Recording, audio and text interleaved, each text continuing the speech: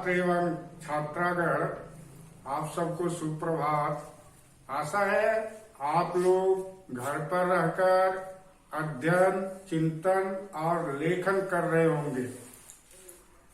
वर्ग 6 के कुछ छात्रों ने प्रश्न उत्तर तो बनाए, कुछ ने नहीं बनाए। उन्हें भी इसका प्रयास करता रहना चाहिए। अब मैं आप लोगों को पाठ 2 अवनी, जो आपके हिंदी पुस्तक अवनी है, उसके पाठ नंबर 2, पाठ संख्या 2 का आज हम पठन करेंगे। पाठ संख्या 2 में मित्रता नामक एक ललित निबंध है, जिसके लेखक आचार्य रामचंद्र शुक्ल है। उस पर आने से पहले पाठ 1 में आप जो प्रश्न देख रहे हैं, उन प्रश्नों को बनाने का अभ्यास करें। भाषा और व्याकरण में देखेंगे आप कि वह संज्ञा के बारे में आपको जानकारी दी गई है। संज्ञा पहले भी पढ़ा, और यहाँ आपके भाषा और व्याकरण अध्याय 1 के भाषा और व्याकरण में भी पुनः संज्ञा और उसके भेदों के बारे में विस्तार से दिया गया है। आप उसका भी अध्ययन करें। आज तो अभी मैं एक पाठ, गद्य पाठ मित्रता का पठन पाठन कर रहे हैं, और यह पाठ थोड़ा जटिल है, आप लोगों के लिए जटिल है, लेकिन काफी उपादेय है, क्योंकि आजकल दोस्ती एक दोष बनकर रह गया है, एक मजाक सा है। तो यहाँ यह बताया जा रहा है कि मित्रता किसे कहते हैं। मित्रता बोले तो दोस्ती। मित्रता क्या है, कैसे मित्र बनाने चाहिए, कैसे मित्र नहीं बनाने चाहिए, मैं यहाँ पुस्तक का सहारा लेकर आपको बताते चलूंगा। तो पहले ही अनुच्छेद में लेखक बताते हैं कि कोई युवा जब पहली बार घर से बाहर निकलता है किसी कार्य रोजगार हेतु, तो उसे एक मित्र की आवश्यकता होती है। मित्र तो ऐसे मिल नहीं जाते। मित्र का चुनाव करना बड़ा कठिन होता है। क्यों? क्योंकि यदि हम मित्र सही ढंग से नहीं चुनेंगे तो सफलता भी असफलता में बदल जा सकती है।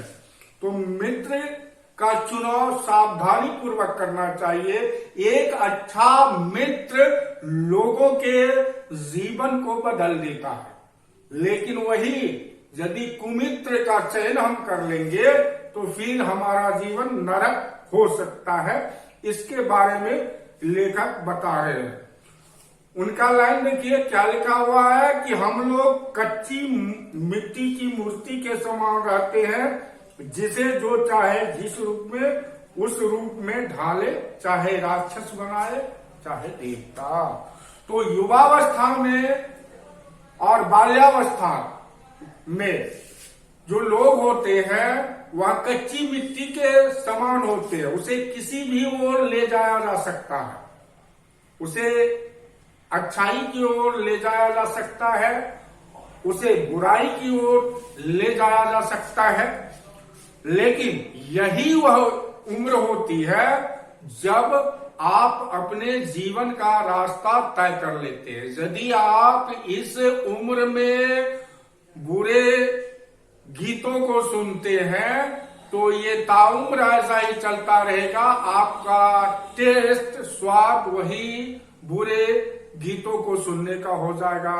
यदि आप इस उम्र में गाली बकने वाले मित्र का चयन करते हैं तो आपको भी वह लत लग सकती है। तो इस उम्र में मित्र का चयन करते वक्त काफी सावधान रहना चाहिए। अब कैसे मित्र चुनने चाहिए या कैसे मित्र नहीं चुनने चाहिए, इसके बारे में आपको लेखक बता रहे हैं कि कई लोग ऐसे होते हैं जिनके संकल्प ऊंचे होते हैं, जिनकी महत्वाकांक्षा बड़ी होती है, उसे यदि आप मित्र बनाते हैं तो आंख मूंद कर आप उसकी बातें मानते चले जाएंगे, क्योंकि वह अपने आप को ऊंचाई पर साबित करता है। आप समझते हैं कि यह मुझसे बहुत उच्च स्तर का है, इसलिए इनकी बात माननी चाहिए, तो ये बेमेल हो गया। बस उसकी बातों का केवल आप अनुसरण करते रह जाएंगे। ऐसे भी मित्र नहीं बनानी चाहिए। दूसरी बात है कि यदि आप अपने भावनाओं को ही दूसरों पर थोपते रहेंगे, आप अपनी बातें मनवाते रहेंगे, तो दूसरे जो है आपके मित्र, वह आंख मूंद कर आपकी बातों पर विश्वास करेगा। फिर आप सही है या गलत इसका पहचान नहीं हो पाएगा। आप गलत भी बोलेंगे तो वह स्वीकार करेगा। तो यहाँ मित्रता करना बहुत ही गलत होता है। आगे लेखक लिखते हैं कि केवल चेहरे मोहरे देखकर मित्रता नहीं करना चाहिए। बड़ा हंसमुख चेहरा है, देखने में सुंदर है, लल्लो चप्पो बातें करता रहता, आपके मन की जैसी बातें करता है, तो वह देखकर मित्रता नहीं करनी चाहिए। कोई भी व्यक्ति एक घड़ा, मिट्टी का घड़ा भी जब खरीदने जाता है तो उसे पूरी तरह जांच परख कर खरीदता है। देखा होगा ना, कोई बकरी भी लेने आता है ना तो उसको भली भांति जांच परख लेता है। घोड़ा खरीदने वाला घोड़े की चाल ढाल को अच्छी तरह परख लेता है, तब उसे खरीदता है। लेकिन मित्र का चयन ऐसे नहीं कर लेना चाहिए। उसके पूरे रूप, स्वभाव, प्रकृति, चाल चलन, रहन सहन आदि का विचार करके ही करना चाहिए। लेखक ने एक अंश उद्धृत किया है कि एक बहुत पुराने विद्वान का कहना है कि विश्वास पात्र मित्र से बड़ी भारी रक्षा रहती है। जिसे ऐसा मित्र मिल जाए उसे समझना चाहिए कि खजाना मिल गया। मित्र ऐसा होना चाहिए जो विश्वास के योग्य होना चाहिए। आजकल तो ये बिल्कुल कठिन है। आजकल तो आप लोग जानते हैं कि लाइक वाले फ्रेंड मिलते हैं, वो बस मित्र नहीं है, वो कुछ भी नहीं है, न मित्र है न कुमित्र है, वो तो बेकार की आपके क्या कहते हैं, बेकार के पीछे दौड़ना होता है। मित्र विश्वास पात्र होना चाहिए। यदि आपको विश्वास पात्र मित्र मिल जाए तो फिर आपको जीवन का सबसे बड़ा खजाना प्राप्त हो गया। लेखक बताते हैं कि विश्वास पात्र मित्र जीवन की औषध है। विश्वास पात्र मित्र जीवन की औषध है। जीवन का सबसे बड़ा इलाज करने वाला विश्वास पात्र मित्र होता है।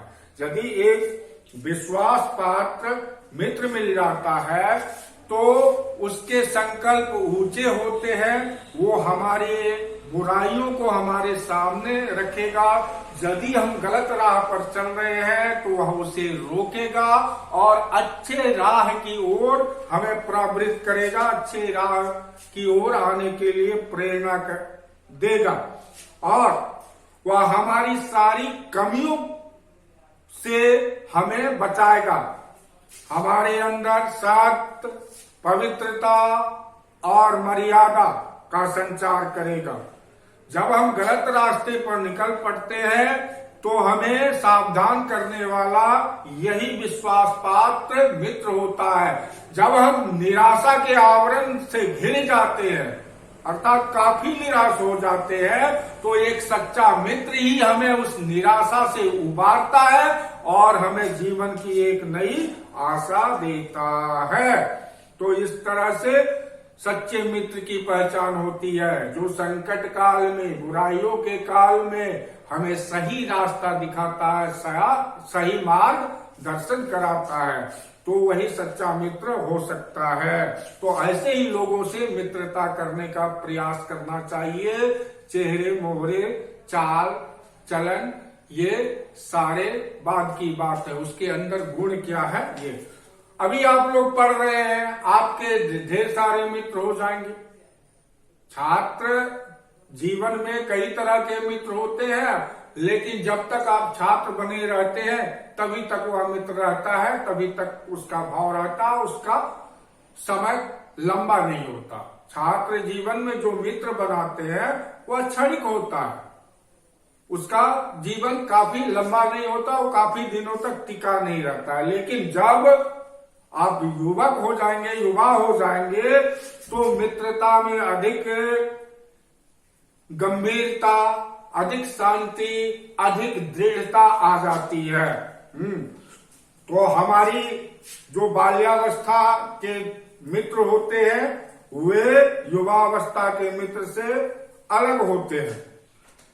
मित्र केवल हम उसे नहीं कह सकते जिसकी हम केवल प्रशंसा करते हैं, जिसकी लोग प्रशंसा करते हैं, जो काफी खिलाते पिलाते हैं, वो मित्र नहीं कहला सकते। आपको समय समय पर कुछ खिला दिया, कभी बिस्किट कभी टॉफी, तो ये मत समझ लीजिए कि वह मित्र है। मित्र तो सच्चा पथ प्रदर्शक होता है, यानी कि सही रास्ता को दिखलाने वाला होता है। अब आगे देखिए, लेखक मित्र के बारे में तो पहली बार बोले हैं कि जो सच्चा विश्वासपात्र मित्र होता है वह जीवन का औषध है। अब फिर कहते हैं कि मित्र भाई के समान होना चाहिए। दूसरी बात बताते हैं कि मित्र किसके समान होना चाहिए? भाई के समान। हाँ, भाई के समान जो मित्र हो जाता है उसी पर हम प्रेम लुटा सकते हैं, उसी से हम सहानुभूति रख सकते हैं। बड़ा ही अच्छा उदाहरण दिया है राम और लक्ष्मण का। दोनों भाई थे, लेकिन दोनों के बीच में अकाट्य दोस्ती थी। यहां तक कि वनवास जाने के क्रम में भी लक्ष्मण ने श्री राम का साथ नहीं छोड़ा, अर्थात वह भाई तो थे ही, साथ ही साथ एक सच्चे मित्र थे जिन्होंने मित्रता का निर्वाह पग पग पर किया, और इसी कारण से दोनों के बीच में हमेशा प्रेम बना रहा और दोनों में कभी आपसी तकरार नहीं हुई। समाज में विभिन्न तरह के लोग होते हैं, उनकी विभिन्नता को देखकर लोग उसकी ओर आकर्षित हो जाते हैं। जैसे कि कोई हंसता रहता है, कोई उदास बना रहता है, कोई बहुत शांत है और कोई उत्साही है, कोई बलवान है, कोई कमजोर है। ये परस्पर विरोधी हमारी भावनाएं हैं और इसको समाज में देखा जाता है, और इस आधार पर जो दोस्ती गांठ लेते हैं तो फिर वह पछताते हैं। अब एक बड़ा ही सुंदर चीज, बड़ी ही सुंदर पंक्ति लेखक ने लिखा है कि कुसंग का ज्वर भयानक होता है। कुसंग का ज्वर भयानक होता है। कुसंग यानी बुरी संगति, और ज्वर माने बुखार। बुरी संगति जिसको लग गई है उसका परिणाम बहुत बुरा होता है। लेखक बताते हैं कि यदि कुसंगति है आपकी तो वह आपके पैरों में बंधी हुई ऐसी चक्की है जिसे आपको गहरे खाई में धकेल देता है, जो आपको गहरी खाई में गिरने को मजबूर कर देता है। फिर ऐसा गिराता है ये कुसंगति वाले कि आप उठ नहीं पाते। इसलिए कुसंगति से दूर रहना चाहिए। लेखक ने एक उदाहरण दिया है कि इंग्लैंड का एक विद्वान था जिसे युवावस्था में दरबारियों में जगह नहीं मिली, तो जीवन भर वह अपने भाग्य को सराहता रहा कि मैं दरबारियों की संगत में नहीं बैठ पाया। आजकल के लोग होते तो बड़े अफसोस होता कि दरबारियों के बीच में क्यों नहीं बैठा, लेकिन उस विद्वान को खुशी हुई कि दरबारियों में उसे चुना नहीं गया, क्योंकि दरबार में क्या होता है, मुंह देखी बातें होती है, एक दूसरे की निंदा होती है, बड़े लोगों की प्रशंसा की जाती है, सही बात सामने नहीं आता। इसलिए वह विद्वान खुश था कि उसे दरबारियों में के बीच नहीं रखा गया, दरबारियों की कुसंगति उस पर हावी नहीं हो पाई, वह उस कुसंगति से दूर रहा।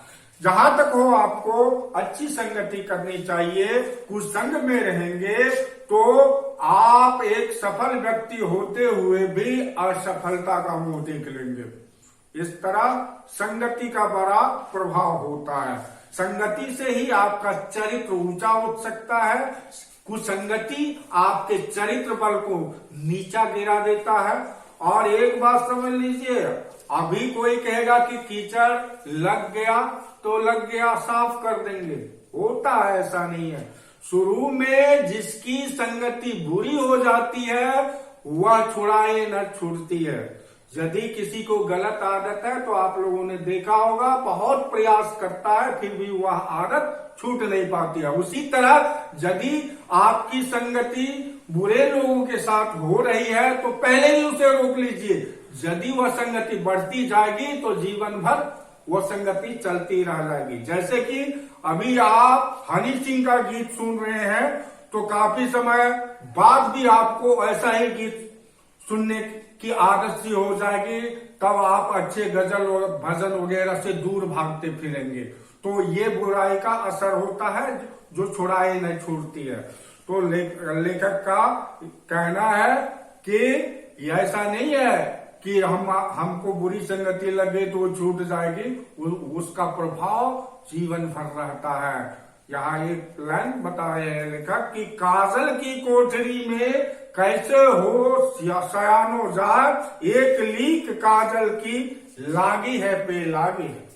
काजल की कोठरी में यदि आप जाएंगे तो दाग तो लगना ही लगना है। लकीर भर का भी दाग, आप अपने आप को कितना भी बचाएंगे लेकिन लकीर भर का दाग तो लगेगा ही लगेगा।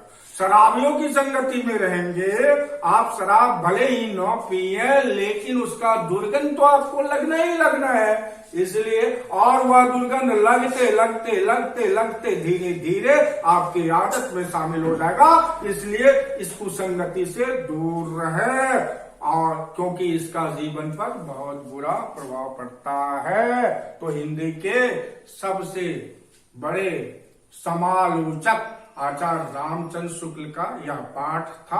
आपने मनन किया होगा, सही ढंग से सुना होगा, और इसके अब शब्दार्थ को देखेंगे। शब्दार्थ यहाँ पुस्तक में दिया गया है, उसको पूरा याद करेंगे और कल से इसके प्रश्न उत्तर को आप लोग भेजने शुरू करेंगे। प्रश्न उत्तर जो आप लोगों को बनाना है वह पेज संख्या 11 और 12 का है। 11 और 12 का है। जहां पर भी कठिनाई होगी हम आपको सही कर देंगे। जैसे कि सिद्धि ने हमें लिखा हुआ था और जहां भी उसकी गड़बड़ी थी मैंने उसको सही कर दिया था। आप लोग भी सभी लिखें और मेरे साथ संपर्क में रहे। आशा है आप लोग इन प्रश्न उत्तर को लिखेंगे, बड़े ध्यान से पाठ को पढ़ेंगे और फिर हमें लिखकर भेजेंगे। ठीक है, फिर आगे मिलते हैं। तब तक के लिए आप लोग प्रसन्न रहें, सुरक्षित रहें, स्वस्थ रहें, घर में रहें, घर से बाहर ना निकलें, घर में ही खेलें और पढ़ें। धन्यवाद।